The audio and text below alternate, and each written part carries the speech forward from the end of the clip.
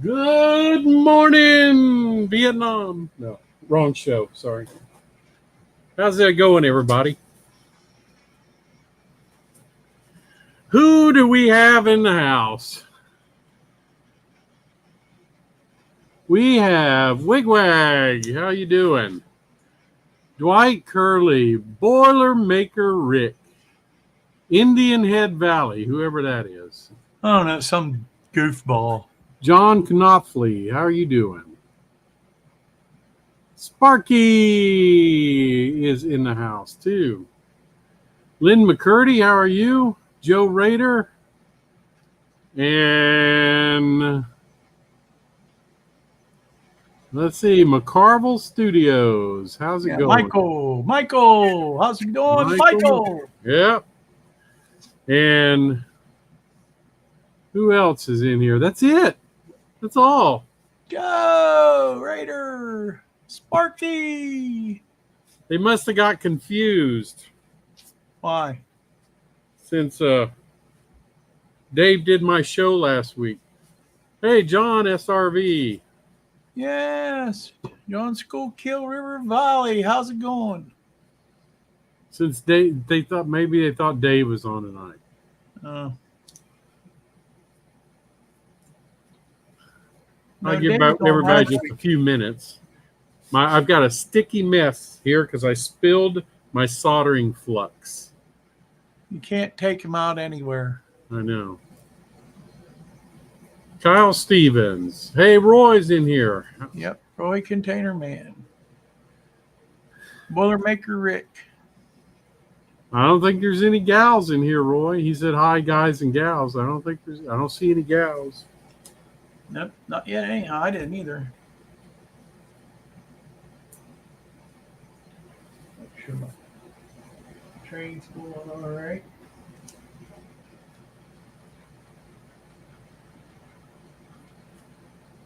So they're slowly filtering in. Yep, Kyle Stevens. Good evening, Kyle. Yep, I think I said hi to Kyle. I didn't. No, but I did. Oh. Wiggy wag. Wigwag just got up from a nap. I tried to take a nap, but it didn't work. Sparky hears the train. I bet that's at Wilmer's house. Yep. Train coming through. I hear the train a-coming. It's coming down. Hey. Yes. I just happened to think of something. Here, let me. Yes. Let me do something here. Yes.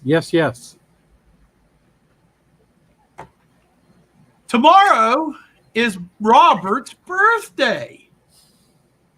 And you know what I do for birthdays, don't you? Oh, yeah. Hi, Jim Tedeschi. You don't get exempt. Happy birthday to you. Happy birthday to you. Happy birthday, Robert, you prototypical Texan crazy nut. Happy birthday to you. Yay. Anymore. Good job there. Yep. Good job there, Wilmer.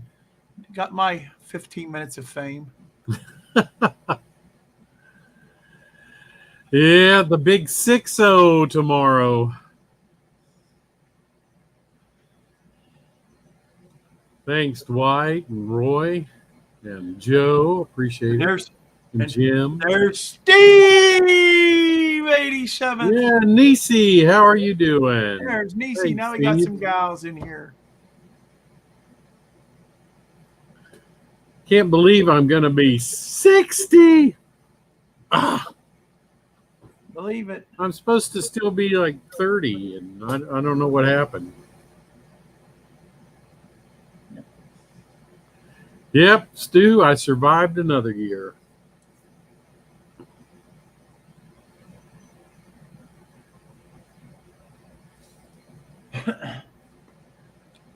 Jim Tedesco. Yeah, that's right, Steve. I'm going to bake a cake. Chasco, how's it going? No, Jim. Why, thanks, Kyle. I don't look a day over 20, but I look a bunch of days over 20. That's... All right. I got to stop this one. Dwight says I'm young. Yep, Niecy's here. That's right, Roy. She's considered a gal. But she wasn't here when you said that.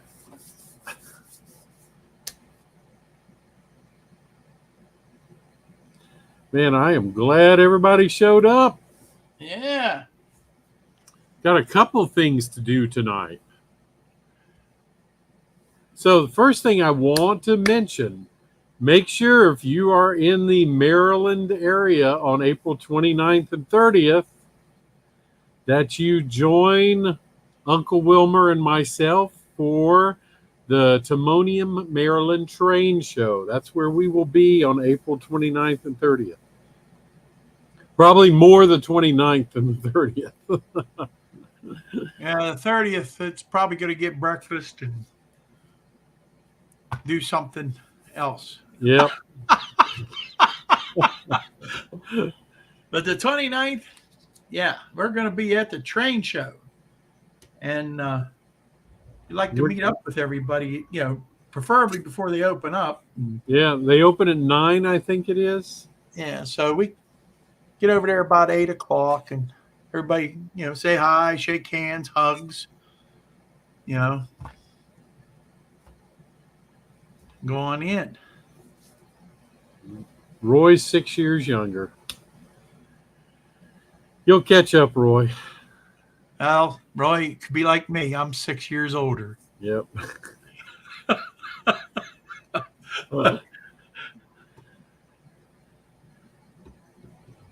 Yeah.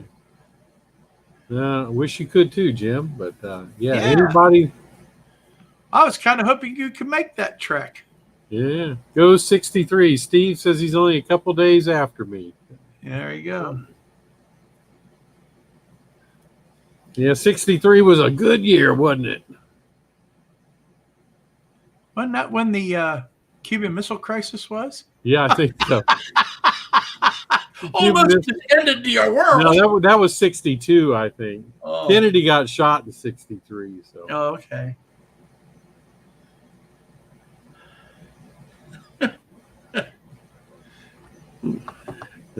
Yeah. Oh, come on, Roy. You can catch up if you hurry.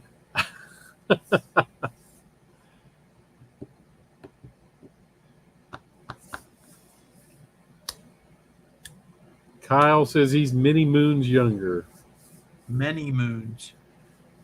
You'll be there one day, and it'll be quicker than you realize it. There's Chasco. Yeah, he said Joe Rader he wants C70 again. I'm sneaking up on that milestone, Chasco. Yeah, there you go. Start counting in dog or cat years. That's right. I'm an old dog. If that's the case.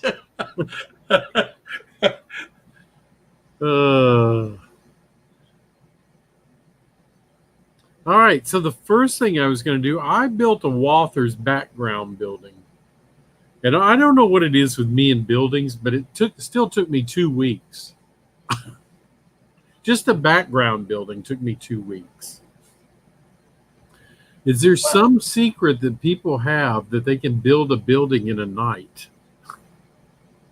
Well, what makes you think you're building a building in a night? If you're building a building in a night, you're not painting it. Yeah.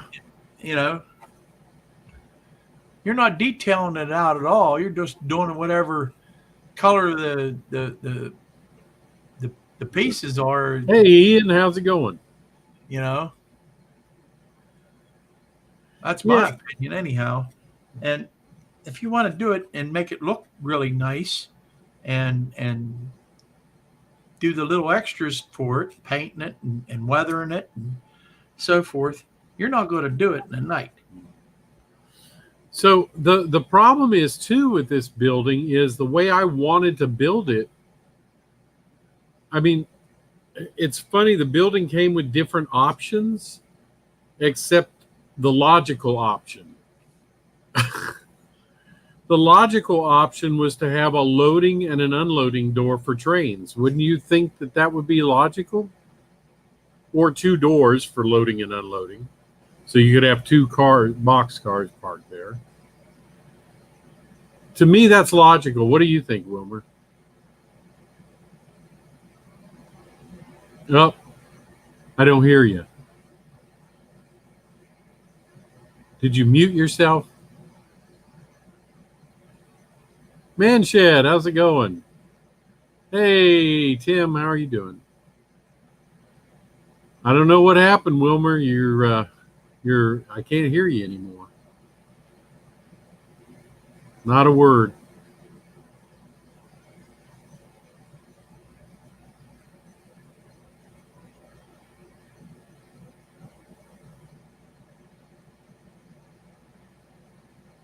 Yeah, even Jim says it, so it's not me.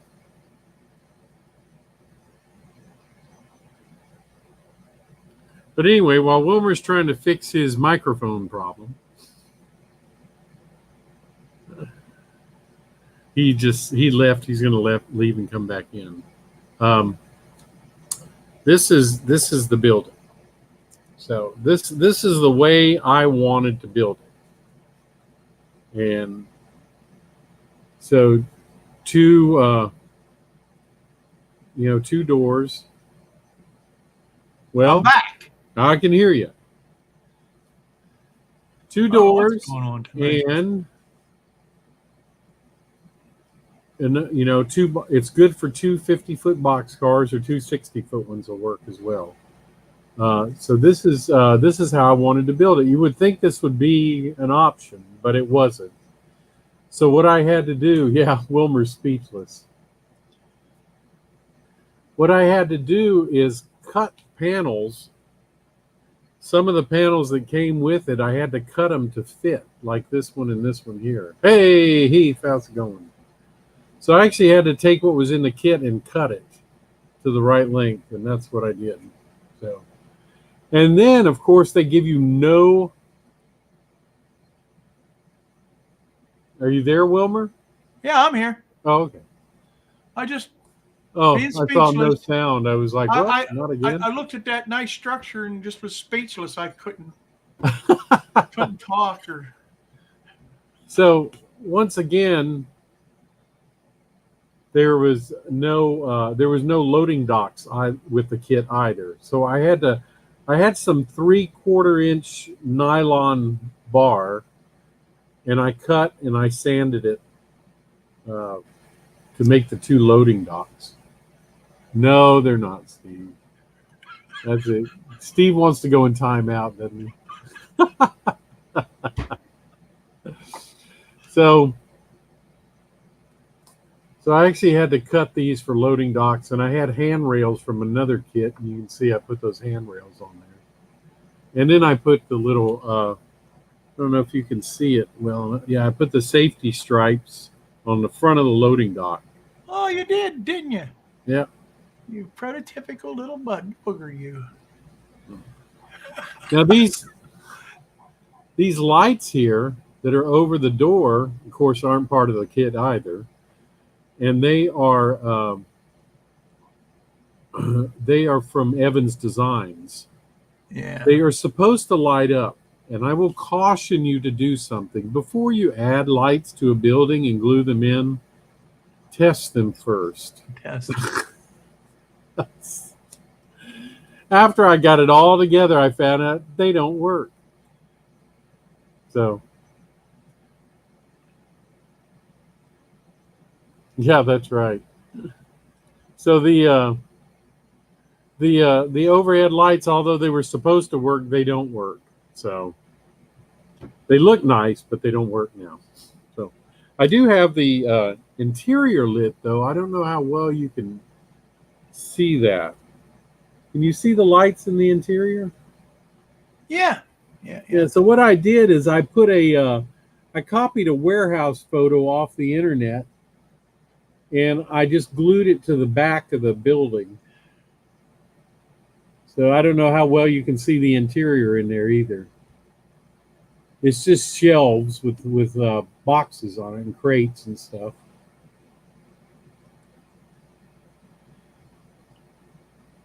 Roy says you need rubber bumpers on the dock to keep truckers from. These are boxcar loading, so I don't have to worry about that. Yeah. These are boxcar loading docks. So, and I will be putting like some freight glued on it or something like that. But another thing, as with a lot of Walthers kits, yeah, the seams are really bad. So what I did is I took some strip plastic like they were cement, and just glued it on the front. There's actually a big seam there, so I glued that and painted it cement color. And the same in the other places. You can see right there and on either side of the dock and on the corners. On the corners, I took a piece of angle and glued it on the corner. So that hides that seam that was on the corner there. Roy wants to know why there ain't truck loading doors. Well, there is on the back side. See on the back side there is. For those that's another odd thing about Walthers buildings is there is no back. It doesn't come with a back.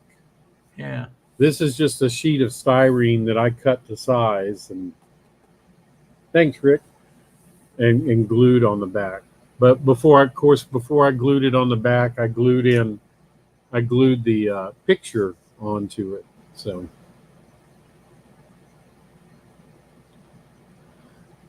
but anyway, this took a lot of modification, and it shouldn't have. The other thing I'm doing to it is I don't know what I did with them. Hold on.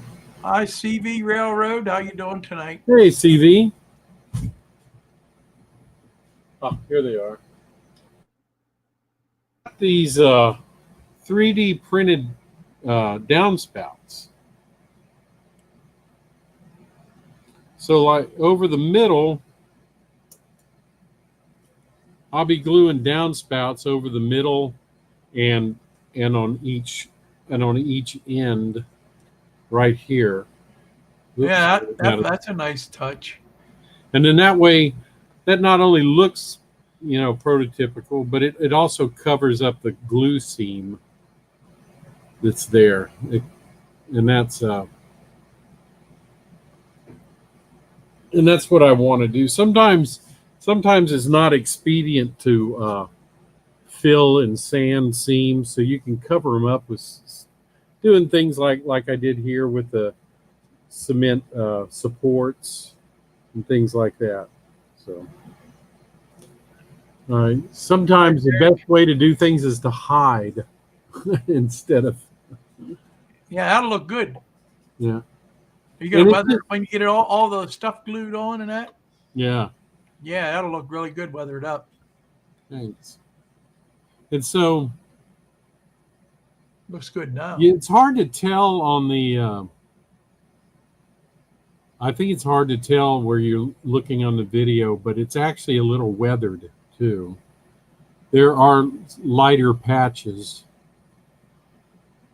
And what I did is I took, after I got it all painted, now the base color is an enamel paint, but I took this, the cheapy paint from Hobby Lobby.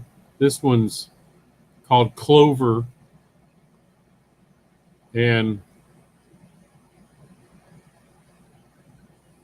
at least Roy,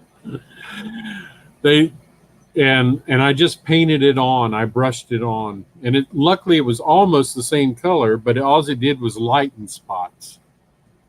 So if you can see, I think you can see it a little bit better there. You see how it's lighter? Looks like it's kind of faded in places. Yeah.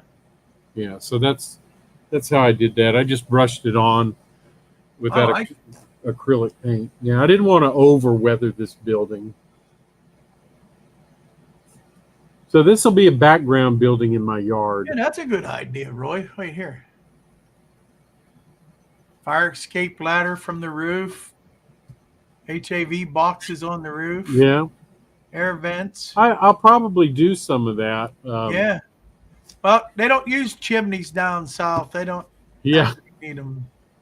it's just it's hard when you don't have much room. Well, what you do is you take one and cut it in half and have half of one at each end, you know? Yeah, and I can also, believe it or not, another thing you can do with this is take a picture of an air conditioning unit and glue it on the backdrop, so it's just flat against a flat picture, and then it'll look like it's coming off the roof. So, I mean, there's a couple things you can do. I am surprised though that there was no loading dock that came with this kit. Yeah, I remember you telling me that. It's just kind of strange. Roy says you could even put a stovepipe coming out of the side of the building, you know? Yeah. Yeah. All kind of stuff you could really do to. Yeah, I could even put vents on the front of the building, actually. And that this thing originally was a Walthers kit? Yep. It's called, I think it's called Louston Shipping or something like that. Yeah. Hold on. Let me see. I got the box here. Yep, that's what it was called, Louston Shipping.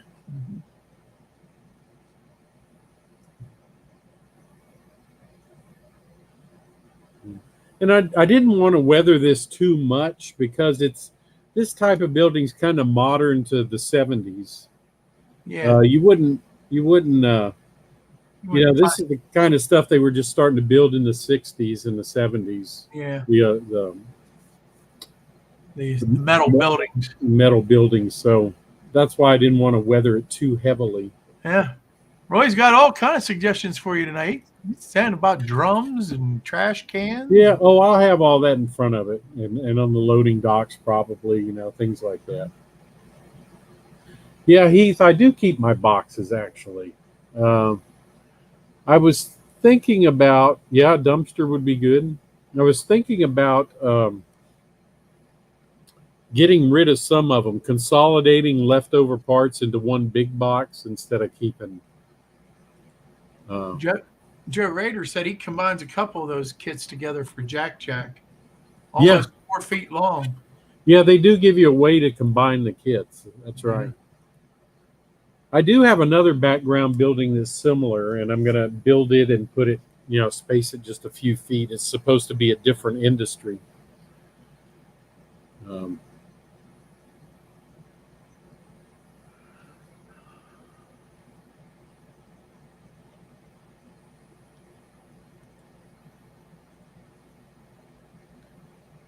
What's on a pole? I don't know. Oh, his flag. Oh, his flag. I see what he's saying. Yeah. But anyway, I'm kind of surprised that there was no way to build the kit in this manner. I mean, that to me that made more sense than anything. So.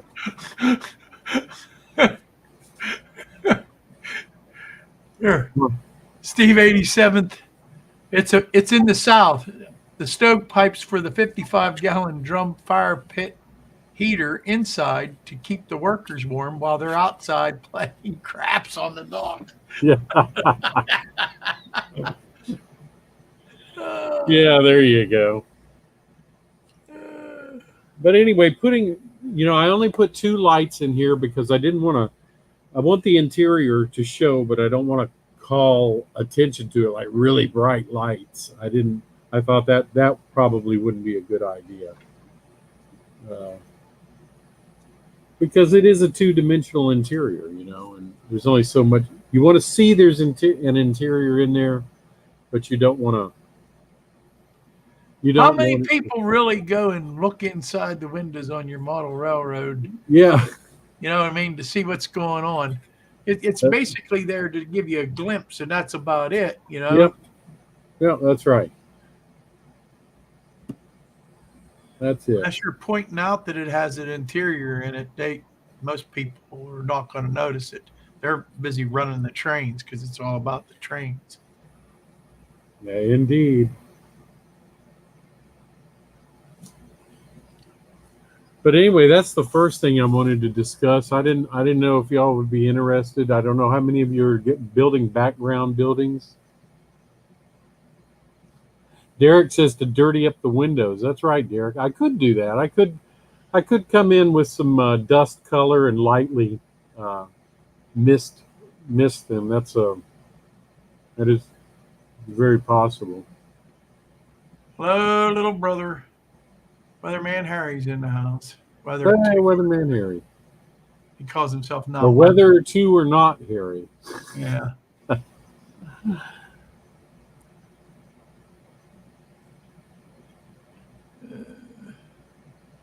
Yeah, see, Heath says he went to an amazing layout and didn't think to look inside any of the windows. Right. Right. Well, you know, too, I think that's a relatively new phenomenon. I don't think. I think it's just been the past few years people have started really focusing on interiors in their buildings. Yeah. To any degree, anyway. I could see if you're building a model for a show, a modeling show, you know, where they're wanting to look and see how detailed your model is, where you can pull the roof off and you can look inside and see everything. That's what that's for. But for your layout, I mean, if you're going to put an interior in like what you're doing with getting a picture and putting it up on the window, I think is more than everything. It's nice. And Heath, you're right. The roomettes are doing well, but it's not something that's been around that long.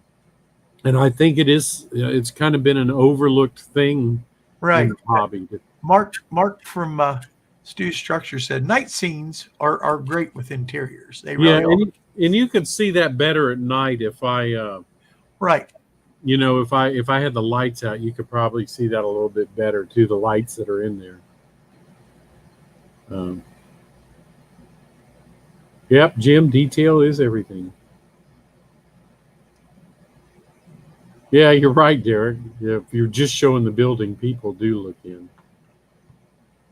Real artist, how are you tonight? He's saying hi to everybody. How does Stu Structure make his logo look like it's 3D? I don't know. But that's another thing that I can put on this building is if I have it, I can put some kind of company name along the front, maybe a sign. Yeah.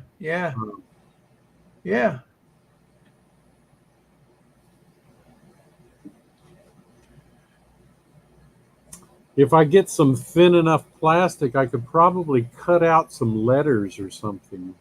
Right.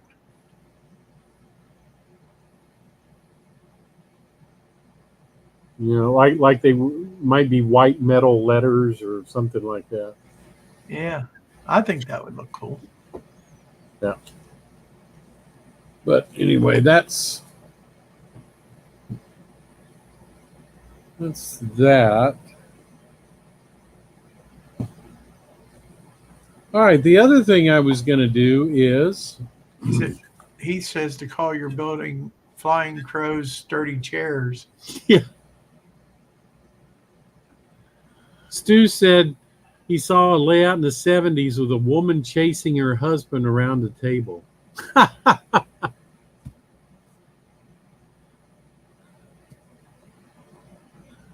unless you got it on a night scene, it's most people aren't looking in the interiors. Yeah, but and of course it's been, I mean, people have put interiors in their buildings for a long time, but it's not something has been common until the last, I guess, 10 years or so. Yeah. and it's always been done, but it's becoming more common. More people are starting to think about that kind of stuff. Um, Roy, was she probably carrying a frying pan or something, wanting to hit him on the head. Especially after he told her he just bought a new train for the layout. And what he Derek, spent. I was actually thinking of instead of just putting a paper, gluing a sign up there, is cutting out letters. Like they were metal letters mounted to the side of a building instead of just a sign. That'd be cool. Yeah, because I got a lot of buildings with signs on them already, and so I was kind of trying to think of something different. The rolling pin. Yeah. All right. So the next thing I was going to do is I was going to talk about this F unit I have here. So I just recently purchased these off of eBay. They were 2 F units. They were Intermountains. They came with sound, but no keep alive or current keeper, depending on what brand you're using. So this is these sound decoders were soundtracks, but they're the earlier ones. I think they were. I called Intermountain and talked to them, and I think they were done around 2011, 2012, something like that. So I don't even know if Soundtracks had the current keepers at the time. But anyway, I put current keepers because I don't power my frogs, and I'm bad about cleaning my track. So having a current keeper is real good for me. And I kind of wanted to, I don't know, the cat's outside chasing things, I guess. I want to solder a current keeper onto this this older Soundtracks decoder. And so that's what I was gonna. Hey Tom, how are you doing? Tom Split Rock is here. I wanted to kind of go over that in case you have an older decoder you want to do this to as well.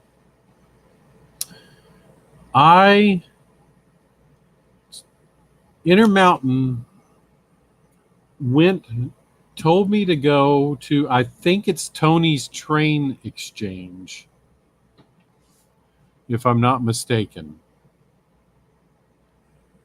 And Tony's Train Exchange has various diagrams to solder current keepers onto these old boards. If it's not Tony's Train Exchange, I apologize, but I think that's what it is.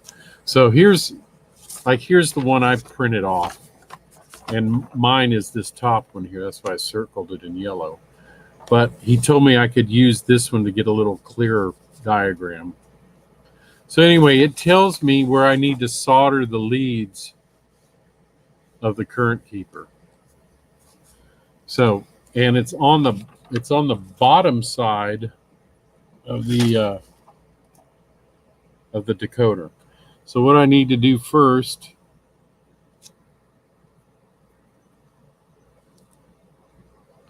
is take the screws out of the decoder.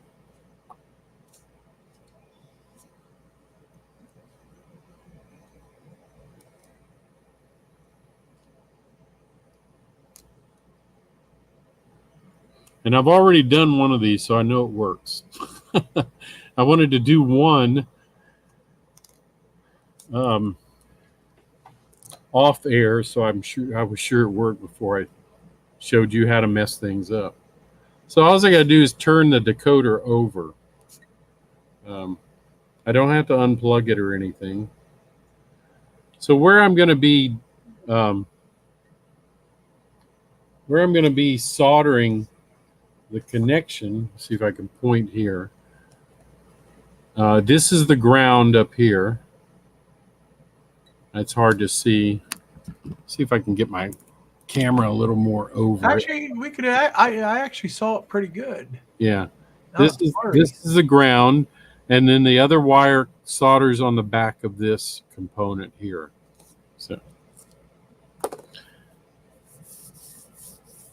So I'm going to heat up my soldering iron. Takes just a second. So when you're soldering, this is the best way to solder.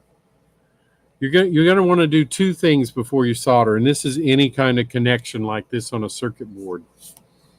You first going to want to clean it with isopropyl alcohol, and I would recommend you use 91% or higher. Remember that 70% isopropyl is 30% water, so that's why you don't want to. That's why you don't want to use 70%.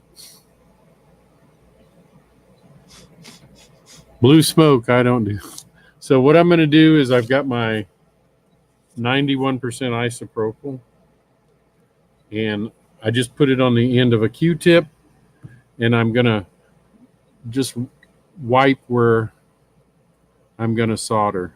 So the isopropyl will evaporate, so you don't have to worry about it. The isopropyl is used to clean it. Make sure it's good and clean. And then you're going to want to put flux on it, and flux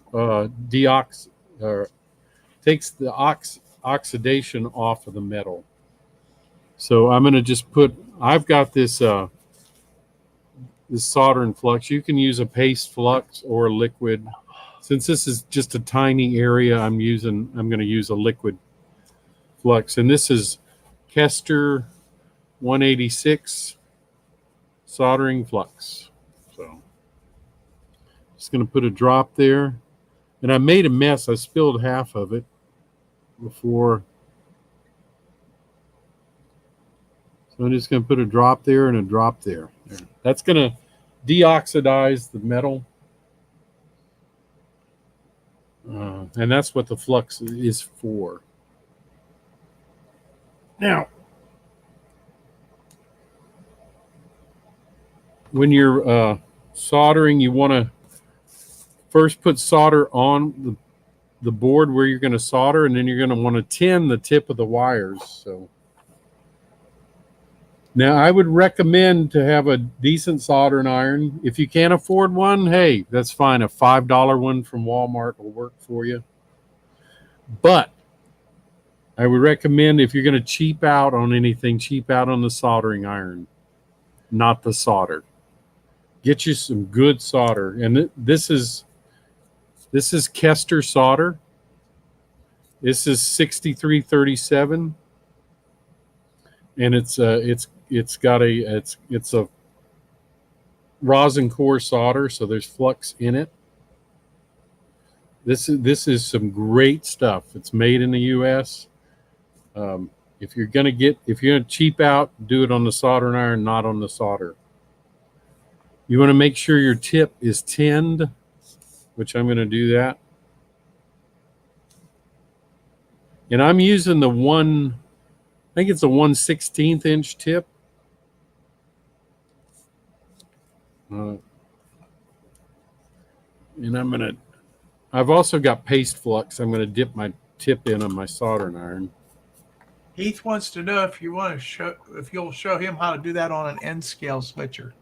Yeah, no. So you want to make sure your tip is clean and make sure it's tinned, and that means it's got a thin layer of solder on the on the end of the tip. You want to use your wet sponge to shock the tip. I've just got one like this, so.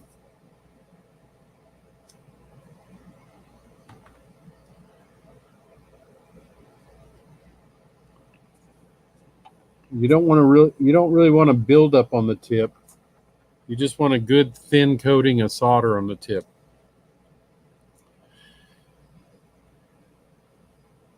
Now, I recommend that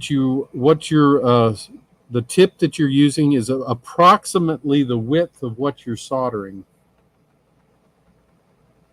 It doesn't have to be exactly, but it needs to be close. And those pointy tips, they're kind of hit and miss. So if you don't use a little point tip if you don't have to. Weatherman Harry wanted to know if that's a lead-based solder. Yeah, it's 6337. So that's the ratio of tin to lead. And it's this is what's the fancy word? Hyperteutectic solder. That means the point at which it starts to melt and the point at which it's fully melted is the same temperature. So 6337 is what you really want to use if you can. Heath wants to know, why do you shock the tip? He said a serious Just question. just to clean it. Just to clean it. Clean it and get the excess solder off of it. Yeah. All right, so the rule with soldering is you want to touch what you want the solder to melt to.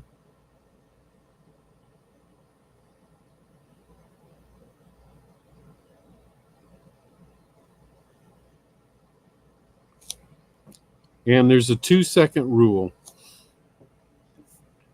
Ian, you're absolutely correct. What'd he say? He said, soldering copper pipe seems a whole lot easier.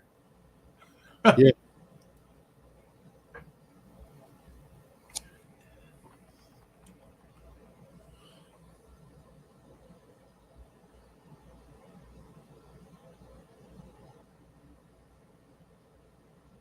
All right. So I got a little bit of solder there. And like I said, 2-second rule. You should have your soldering iron on there for 2 seconds and no more. Rail artist says, learn something new every day. Thanks, Flying Crow. There we go. And you want a nice shiny solder joint. All right, so I'm going to take my I've got a wet sponge, Harry, instead of a paper towel. I have my wet sponge here.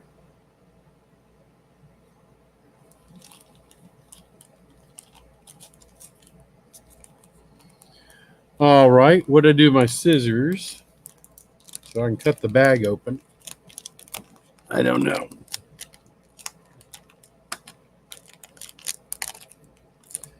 All right, here we go.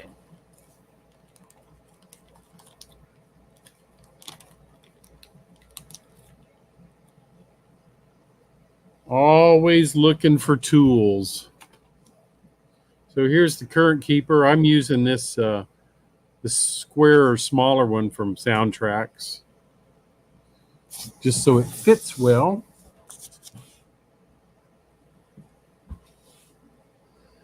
There they are.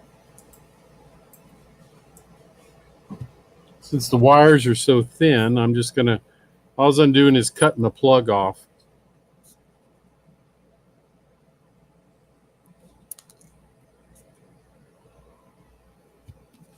And I bet I left my other tool across the room, as usual.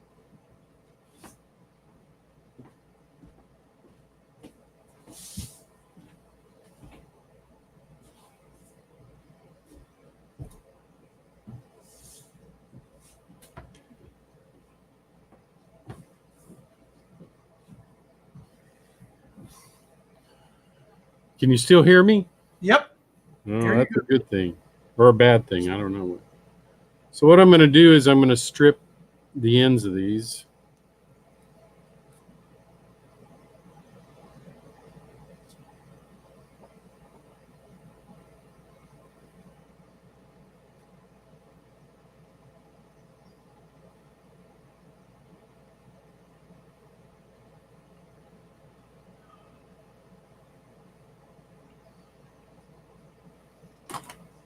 Now, I'm not stripping any more than 1/8 of an inch off of it. Twist them good.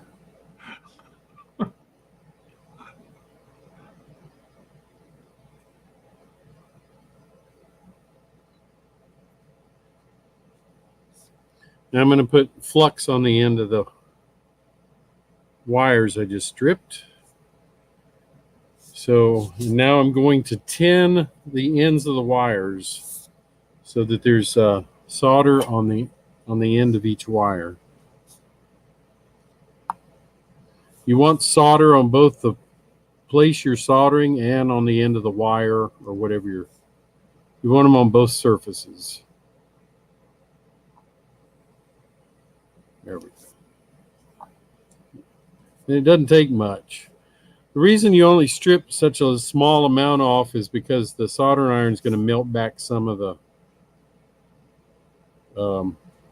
insulation too.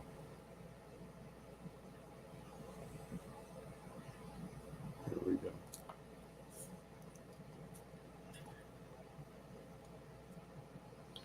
All right. Try to turn the camera around. I don't have, this camera doesn't focus in real close.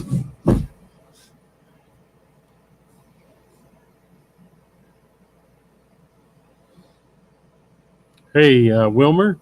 Yes. I think it's about to cut out on me. So give me, if I lose you or you lose me, give me 5 minutes. All right. So, according to the instructions, the black wire goes on the ground.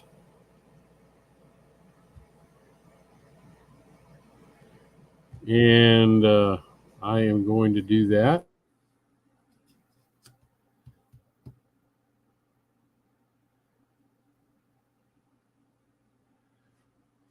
Yep, it's cutting out on you, ain't it?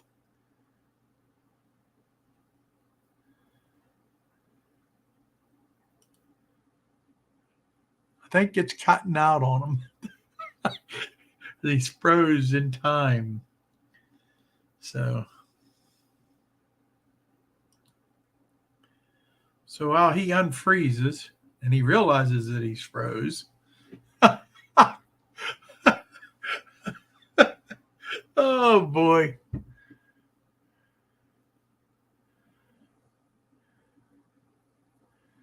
It's the Wilmer Show. It's showtime. Yep, there he went. He'll be back in a second. So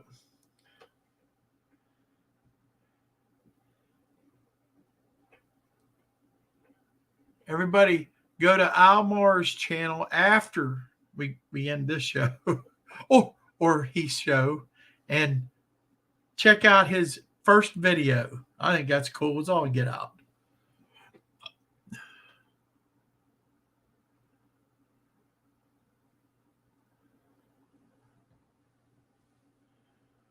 So wait a minute here. Derek's asking me, do you have the same project set up to continue the tutorial? No, I do not. No, that's not me.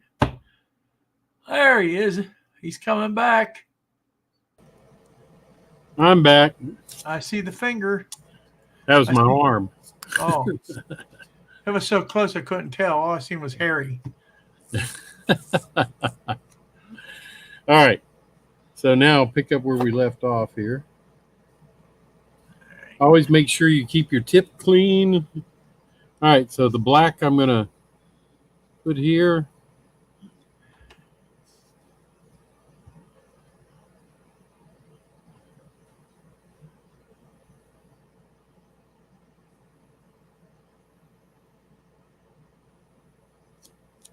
I think I need to get a little more solder on that area.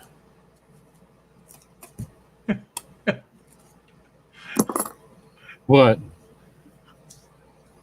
Kyle Stevens says, don't lie to us, Wilmer. That was a diabolical plan to have another Tuesday to yourself. That's why Robert left. Oh, my. Okay, now.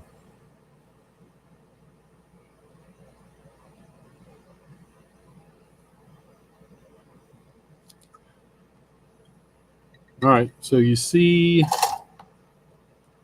don't know how well you can see that solder joint.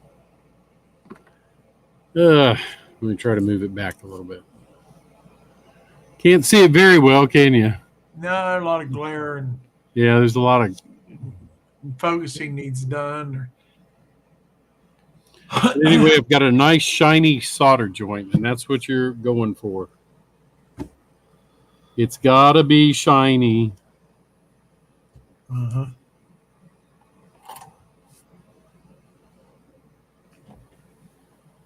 I think I'm gonna.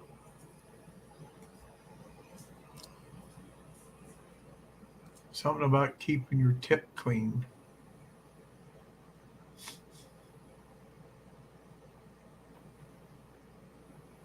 What's that?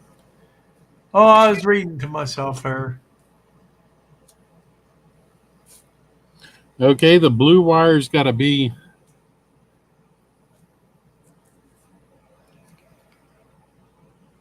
right here. So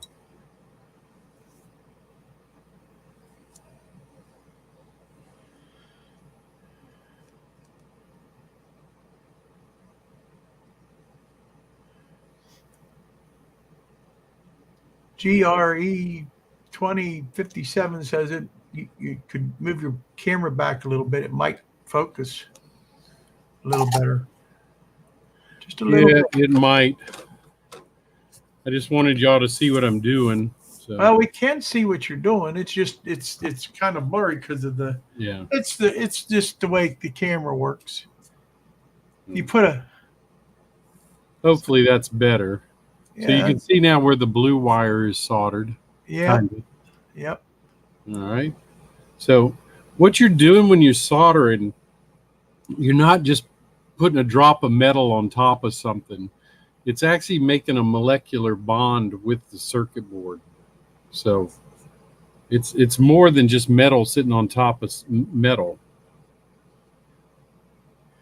So No, that and Joe wanted to know if it wasn't shiny, could he spray it with gloss coat? what? Joe Rader said, if your solder isn't shiny, can he spray it with gloss coat? Don't think that works. Yeah, I don't think so. So the last thing you want to do, I swear I can't hold on to anything. Oh, here it is. The last thing you want to do is once you're finished, you want to take another Yeah, it is.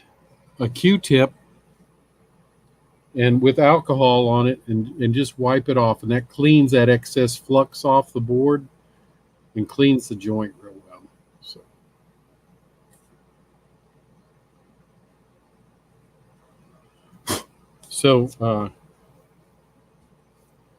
What did the blow and spit at it do?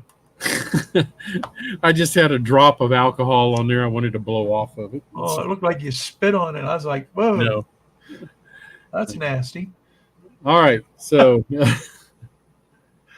all right. I've got a nice, I've got some nice, I just gently pull on them to make sure they're soldered, that they're down. And all I got to do now is turn the board back over and screw the board back down. And I want to make sure I get my wires underneath the board. And all right, let me put my screws back on.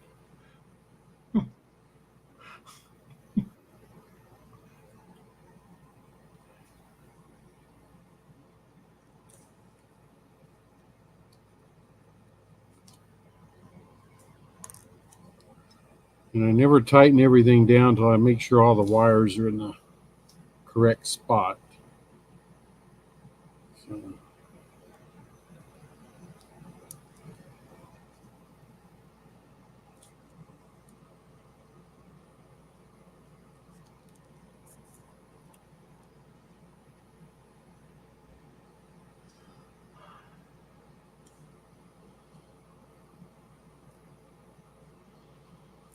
Right, my. Yeah, he's got a point there. You maybe ought to test that, make sure you got it working. Oh, I know it works, but I will test it. I've heard that Just, sounds like famous words there. just so y'all Oh, I know, know it works. just so y'all know it works, I will test Yeah, that's what the designer of the Titanic said too. Oh, I know it works. it. All right, so my board's screwed back down. What I'm going to do is I'm going to take a, you can use, you can make a little plate here that goes across here of plastic, styrene plastic, or what I'm going to do is just, I'm going to take a little piece of double-sided tape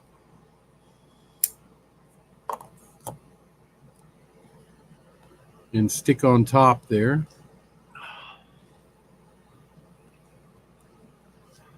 It doesn't stick very well, but it doesn't have to. You just kind of want something that'll hold it out of the way while you're putting the shell back on. That's all you're really concerned about. Probably it might be good to make a little plastic shelf to sit this on. I got some of that alien tape. It's like double sided that you see advertised on TV. Yeah. I bet you that stuff would work for that really well. And all I'm going to do here now is set the current keeper on it. I'm going to make sure everything metal is off of the track. More than you know, Chazco. What did he say? So all this time we knew Robert had a screw loose. Man. They're hard on. They're hard on you tonight. It's just a rough audience. I know. Hang on, let me turn my power on.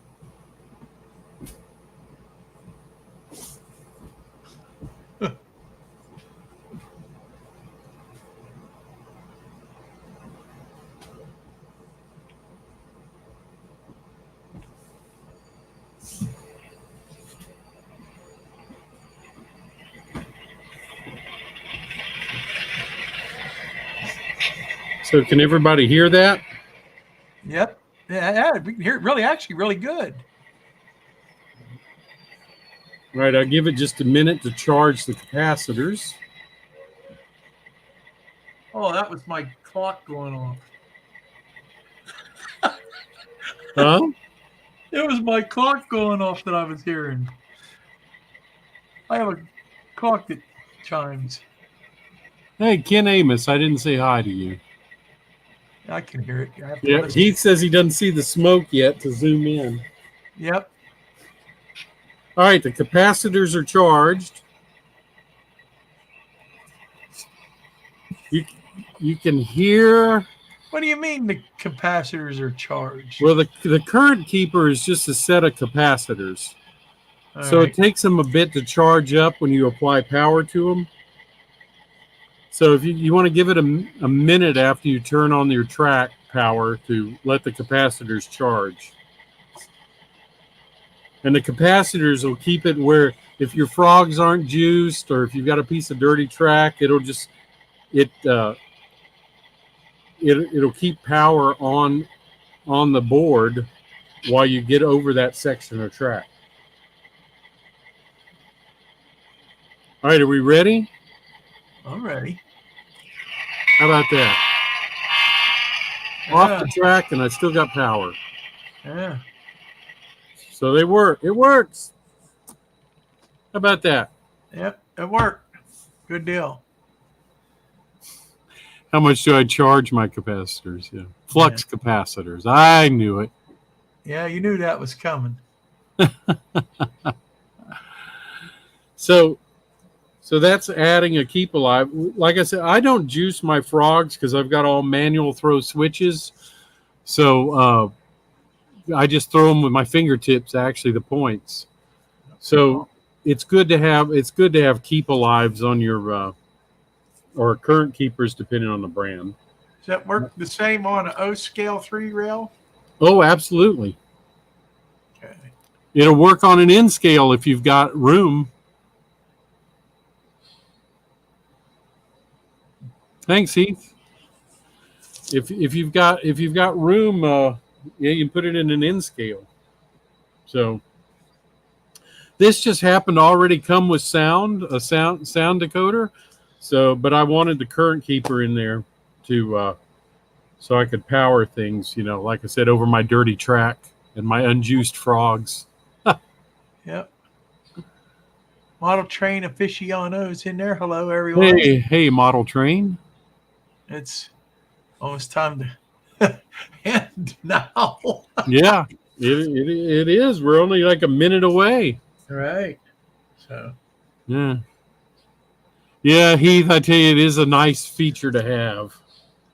And and this is where I like TCS decoders, because a lot of times the TCS decoder will come with the onboard capacitors, so you don't have to make extra room.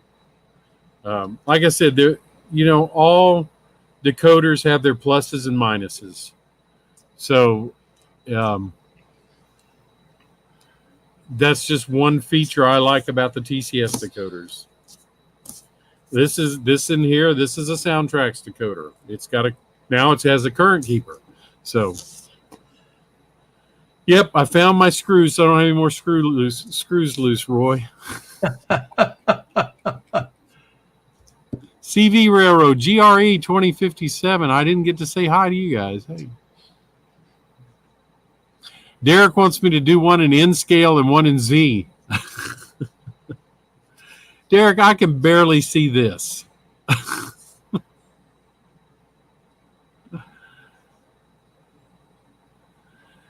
Yeah, Derek, I think so. And things are still getting smaller and smaller. It might be. Of course, we might have. It might be to where things are going to be battery powered here in the next 10 years, depending on how small they can get the batteries. So it's coming. Yeah. Yep.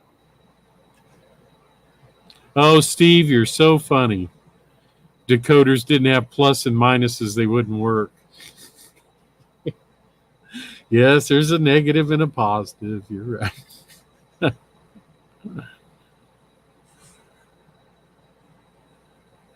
Yeah, and you don't have to have keep alives or current keepers. It's the same thing, different brands. You don't have to have them. I put them in there because my frogs aren't powered, and it keeps my locomotives just running smoothly over the frogs, and that's why I like to have them. So if you want to do one in an older Intermountain or some older locomotives that didn't have one, here's a good way to do it.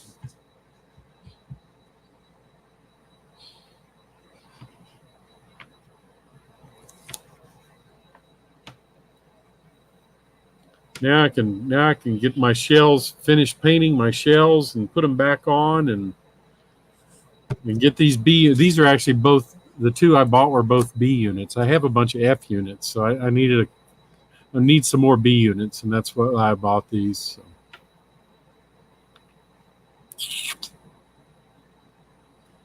So before we go, remember April 29th at the Timonium Train Show. Right. And next week it's Uncle Wilmer. That's right. That's right. I ain't got a foggiest idea what I'm going to talk about, but yeah, I have a way of finding something. Thanks, Derek. I appreciate it.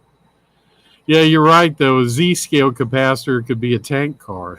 You'd have to... Really? I couldn't even imagine doing anything. And the good thing, Chris, is that the newer Soundtracks decoders, they come with a plug, so you can just plug the keep alive or the current keeper into them. You don't have to worry about soldering it. So that's a good thing about the newer Soundtracks decoders. This was a made special for Intermountain, 12, 13 years ago, and they didn't have a current keeper in them. So. All right. Jim says he's. All right, so I'm going to say goodnight to everybody. Go over and watch Heath's channel. I'm sure he's waiting on everybody. Yep. Yep. Tell Wilmer thanks. That's right, Derek. And we will see everybody in a month, I reckon, or 3 weeks for me. I'll And see you next week on Uncle Wilmer's show. Yep. As long as I'm still kicking, or the Lord don't come first. Yeah. So. All right. Take it easy. We'll see you later. Yep. Bye.